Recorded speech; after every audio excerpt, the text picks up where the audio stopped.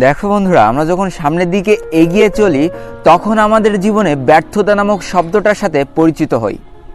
জীবনটা আসলে সফলতায় মোড়া না, কিছু কিছু সময় আমাদের জীবনে ব্যর্থতা নেমে আসে আর আমরা সেই দায়ভারটা সম্পূর্ণ আমাদের সৃষ্টিকর্তার উপরে চাপিয়ে দিই। আকাশের দিকে অপলক দৃষ্টিতে তাকিয়ে বলি, আমার সাথে কেন এটা ঘটতে হলো? হে সৃষ্টিকর্তা, তুমি আমাকে কেন ব্যর্থতা দিয়ে ভরিয়ে দিলে? আসলে বন্ধুরা, মেন কথা কি জানো, আমাদের ব্যর্থতার জন্য আমরা নিজে দায়ী, যেটা আজকের গল্পটা সম্পূর্ণভাবে শুনলে তোমরা অবশ্যই বুঝে যাবা। আর বন্ধুরা, আমি থাম্বনেলে ফ্রি ফায়ার ভার্সেস পাবজি লাগিয়েছি, তার মানে এটা নয় আমি কোনো গেমকে ঘৃণা করি বা কোনো গেমকে ভালোবাসি। আমি একজন গেমার হিসেবে পৃথিবীতে সকল গেমার এবং সকল গেমকে মন থেকে শ্রদ্ধা করি, তাই ভয় পাওয়ার কিছু নেই। সম্পূর্ণ ভিডিওটি দেখতে থাকো, অবশ্যই ক্লিয়ার হয়ে যাবা। সবুজে মোড়া ছোট্ট একটা গ্রাম, তার পাশ থেকে ছোট্ট একটা নদী বয়ে গিয়েছে। সেই গ্রামে বেশ কয়েকটা পরিবার ছিল, তার মধ্যে একজন ছিল ধনী ব্যবসায়ী যার পারিবারিক অবস্থা খুব ভালো ছিল, আর একজন ছিল মাঝি যে কিনা ওই ছোট্ট নদীতে নৌকা চালিয়ে তার জীবন পার করত। তো বন্ধুরা, সেই ধনী ব্যবসায়ীর একটা পুত্র সন্তান ছিল এবং সেই মাঝিরও একটা পুত্র সন্তান ছিল। আর বন্ধুরা, শৈশবটা এমন একটা সময় যেখানে তার পরিবার শত চেষ্টা করলেও খেলাধুলা থেকে আটকে রাখতে পারে না। তাই বন্ধুরা, সেই ধনী ব্যবসায়ী যেমন তার সন্তানকে খেলাধুলা থেকে বিরত রাখতে পারেনি, তেমন মাঝিও তার সন্তানকে খেলাধুলা থেকে বিরত রাখতে পারেনি। শৈশবে কোনো ভেদাভেদ থাকে না, কারণ তারা ভালো মন্দটা কিছু বোঝে না। তাই সেই ধনী ব্যবসায়ীর ছেলেটা এবং সেই মাঝির ছেলেটা একসাথে খেলাধুলা করত, আনন্দ ফুর্তি করত, মজা করত। দুপুরে সবার চোখ ফাঁকি দিয়ে তাদের এক না হলে দিনটা কাটতো না। কিন্তু কোনো একটা সময় ধনী ব্যবসায়ী মনে করত যে আমার ছেলে একটা মাঝির ছেলের সাথে কেন মিশবে, আমার কতটা স্ট্যাটাস, আমার সন্তান কেন একটা ছোট জাতের মানুষের সাথে মিশবে। আর বন্ধুরা, মাঝি ভাবতো যে আমি একটা নিচু পরিবারের মানুষ, একটা গরিবের মানুষ, আমার সন্তান কেন বড়লোক মানুষের সাথে মিশতে যাবে, সে মিশতে পারবে না, তাকে না মিশাই ভালো। তো এইভাবে চলতো, কিন্তু শৈশবের সেই সময়গুলোকে কে আটকায়? কিন্তু বন্ধুরা, সময় তো আর থেমে থাকে না, ঘড়ির কাঁটা তো এক এক করে ঘুরেই চলে। এমন করতে করতে তারা দুজনই 10 বছর বয়সে পা রাখলো। আস্তে আস্তে সেই ধনী ব্যবসায়ী ছেলেটার মধ্যে বুদ্ধি হলো এবং সে তার পরিবারের কাছ থেকে শিখলো অহংকারটা কি জিনিস, তাকে মাঝির ছেলের সাথে মেশা যাবে না, এটা সে আস্তে আস্তে শিখতে শুরু করলো। অপরদিকে সেই মাঝির সন্তানের বয়স যখন 10 বছর হয়ে গেল, তখন তার মধ্যে একটা ইতস্তত বোধ কাজ করতে শুরু করলো। সে সবসময় ভাবতো, আমি তো গরিব, আমি কারোর সাথে কথা বলতে পারবো না, কারোর সাথে মিশতে পারবো না। তবুও বন্ধুরা, শৈশবের বন্ধুত্ব কি এত তাড়াতাড়ি নষ্ট হয়? তাদের মধ্যে একটা বন্ধুত্ব থেকেই গিয়েছিল। শত বাধা, শত খারাপ মন মানসিকতার মধ্যেও তাদের বন্ধুত্বটা কিন্তু ঠিকই বজায় ছিল। কিন্তু বন্ধুরা, আস্তে আস্তে তারা আরো যখন বড় হয়ে গেল, তখন তাদের মধ্যে একটা স্বপ্ন কাজ করলো। স্বপ্নটা হচ্ছে তারা একজন গেমার হবে এবং তারা লাইভ স্ট্রিমার হবে। লাইভ স্ট্রিম মানে তো তোমরা সকলে জানো। তো তাদের একটাই স্বপ্ন ছিল, তারা দুজনই গেমার হবে এবং লাইভ স্ট্রিমার হবে। তার জন্য তো তাদের একটা গেমকে সিলেক্ট করতে হবে। তো বন্ধুরা, যে ধনী ব্যবসায়ীর ছেলে, তার কাছে একটা ভালো ফোন থাকার কারণে সে পাবজি খেলা শুরু করলো। আর যে বন্ধুরা গরিব, তার তো একটু নর্মাল গেম বেছে নিতে হবে, তাই সে বেছে নিল ফ্রি ফায়ার গেমটা এবং তারা দুইজন খেলা শুরু করলো। দেখো বন্ধুরা, এত জীবন ধনী গরিব তাদের বন্ধুত্বটাকে নষ্ট করতে পারেনি, কিন্তু জাস্ট ছোট্ট দুইটা গেম তাদের বন্ধুত্বের মধ্যে ফাটল ধরিয়ে দিল। যে পাবজি খেলতো, সে সবসময় পাবজিটাকে নিয়ে অহংকার করত। সে ওই মাঝির ছেলেকে বলতো, তোদের কোনো যোগ্যতা নেই পাবজি খেলার, তোরা পাবজি খেলতে পারবি না। এবং সেই মাঝির ছেলেও বলতো যে তোরা কখনো ফ্রি ফায়ার খেলতে পারবি না, ফ্রি ফায়ার খেলতে গেলে হার্ড লাগে। এই করতে করতে তাদের সম্পর্কের মধ্যে ফাটল দেখা দিল এবং তারা একে অন্যের থেকে বিচ্ছিন্ন হয়ে গেল। একটা জিনিস চিন্তা করো বন্ধুরা, সেই ছোট্টবেলা থেকে কত প্রতিকূলতা পার করেছে। ধনী গরিবের একটা ভেদাভেদ ছিল, পারিবারিক একটা বাধা ছিল, কোনো বাধায় তাদের বন্ধুত্বটাকে নষ্ট করতে পারেনি।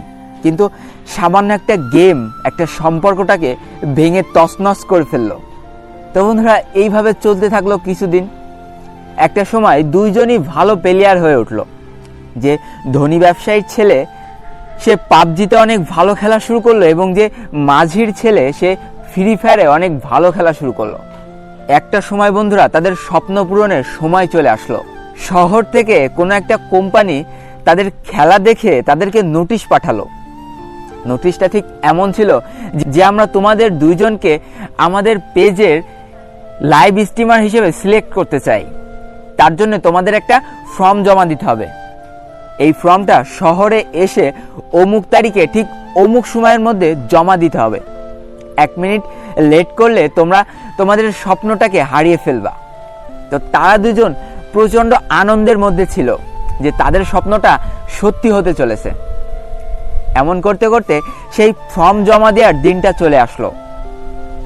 খুব সকালে তারা দুইজনই খেয়ে দিয়ে বের হয়ে গেল। আবার বলে রাখি, তাদের দুজনের মধ্যে কিন্তু এখন আর সেই সম্পর্কটা নেই। তো বন্ধুরা, যে ধনী ব্যবসায়ীর ছেলে তার বাসায় তো প্রাইভেট কার আছে, তাই সে প্রাইভেট কার নিয়ে যাত্রা শুরু করলো। আর যে মাঝির ছেলে তার তো আর প্রাইভেট কার নেই, তাই সে হেঁটে হেঁটে যাওয়া শুরু করলো। তো বন্ধুরা, মাঝির ছেলেটা কিছু দূর যাওয়ার পরে দেখলো যে সেই ধনী ব্যবসায়ীর ছেলেটা প্রাইভেট কারে করে আসছে। তো সেই মাঝির ছেলেটার সামনে দাঁড়িয়ে সেই ধনী ব্যবসায়ী ছেলেটা তার দিকে তাকিয়ে একটু মুচকি হাসলো আর বলল, আরে বেটা, তুই এই হেঁটে যেতে যেতে জীবনে পৌঁছাতে পারবি না, আর কোনোদিন ফর্মও জমা দিতে পারবি না।